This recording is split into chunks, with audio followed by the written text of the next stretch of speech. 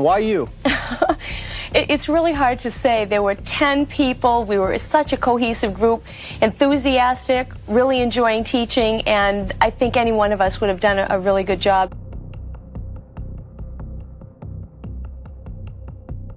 When you first applied for this, did you think you had even a prayer? I really didn't. I was almost doing it kind of like when you play the lottery. If you don't play it, you don't win. Sure. And when I filled out that application, that's really how I felt.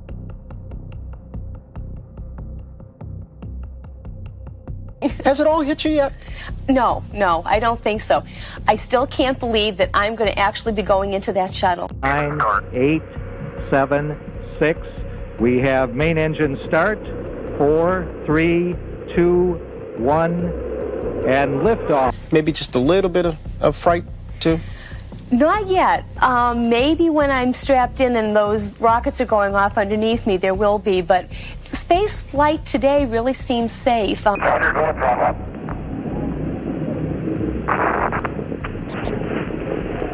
minute, 15 seconds. Velocity 2,900 feet per second. Altitude 9 nautical miles. Downrange distance 7 nautical miles.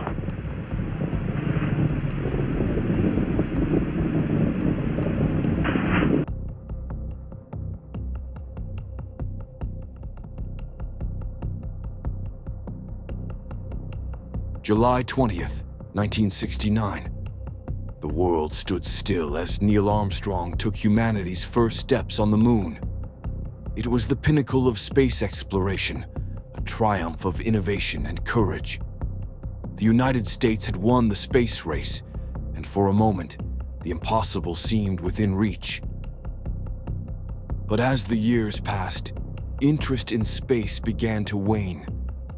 The excitement of Apollo faded, replaced by political turmoil, economic crises, and shifting priorities.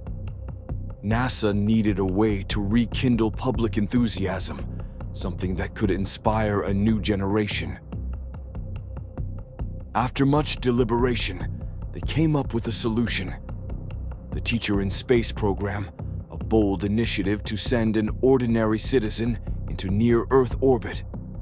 Christa McAuliffe, a school teacher from New Hampshire, was chosen from thousands of applicants. She wasn't just a passenger, she was a symbol. Her mission was to show that space wasn't just for astronauts, it was for everyone. January 28th, 1986. The morning was colder than expected. Engineers warned of possible dangers, but the launch continued. At T-0, Challenger roared. It climbed quickly. Christa McAuliffe was about to see her dream become a reality.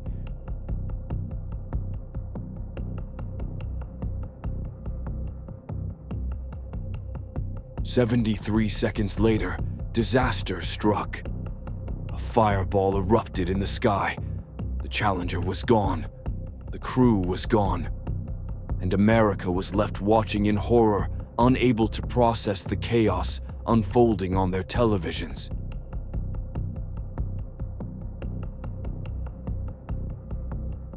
The world mourned, and questions demanded answers. Investigations revealed a tragic truth. An overlooked flaw in the shuttle's O-rings, weakened by the cold, had led to catastrophe. A failure that could have been easily prevented.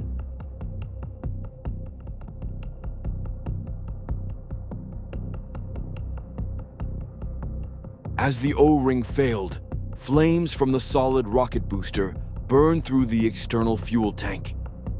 The structural integrity collapsed, causing the tank to rupture and ignite, resulting in a catastrophic explosion that tore the Challenger apart mid-air.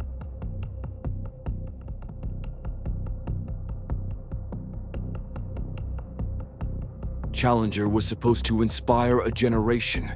Instead, it became a haunting reminder of human error, of warnings ignored, of lives lost too soon. But Christa McAuliffe's message still echoes. I touch the future. I teach.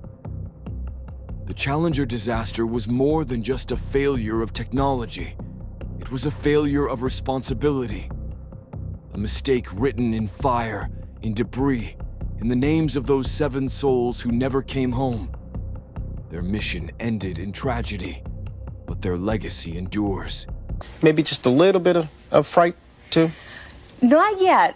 Maybe when I'm strapped in and those rockets are going off underneath me, there will be. But space flight today really seems safe. We had a good example of that when NASA shut down the last one through the computer because one of the backup systems wasn't working.